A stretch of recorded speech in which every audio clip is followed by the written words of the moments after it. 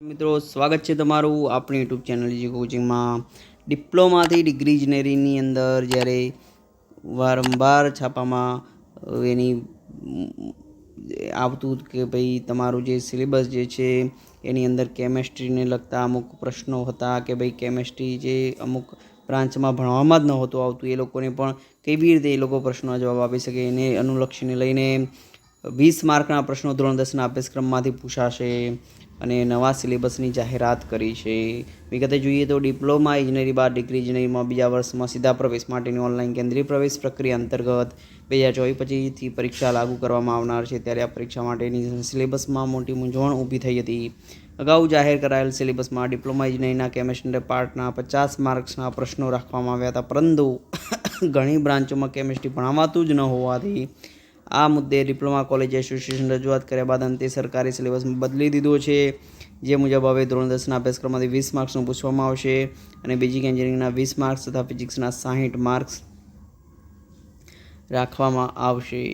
Diploma ઇજનેરીની કેટલીક બ્રાન્ચોમાં chemistry ન હોવા છતાં 50 માર્કના પ્રશ્નો રખાતા રજૂઆત કરાઈ હતી।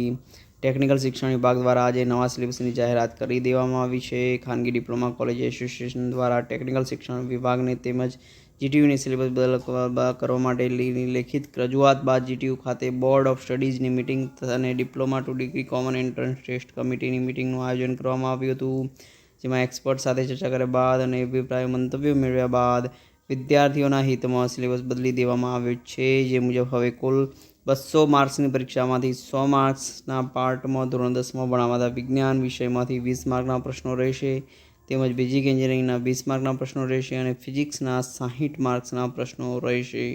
અગાઉ જાહેર કરવામાં આવેલા સિલેબસમાં 100 માર્ક્સમાંથી 50 માર્ક્સના પ્રશ્નો કેમેસ્ટ્રીના રખાયા હતા, પરંતુ ડિપ્લોમા ઇજનેરીની કમ્પ્યુટર, આઈટી, મિકેનિકલ અને આઈસીટી સહિતની કેટલીક બ્રાન્ચોમાં કેમેસ્ટ્રી સબ્જેક્ટ જ આવતો નથી કે ભણાવાતું નથી, જેથી આ બ્રાન્ચના વિદ્યાર્થીઓના પ્રવેશ માટે મોટો ન્યાય થાય તેમ હતો।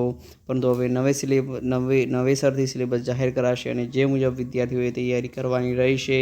ડિપ્લોમા ઇજનેરી બાદ ડિગ્રી ઇજનેરીના બીજા વર્ષમાં સીધા પ્રવેશ માટે કોમન એન્ટ્રન્સ ટેસ્ટની રજિસ્ટ્રેશન ફેબ્રુઆરીમાં શરૂ કરાશે, જ્યારે એપ્રિલમાં પરીક્ષા લેવાશે, જેની ખાસ નોંધ લેજો।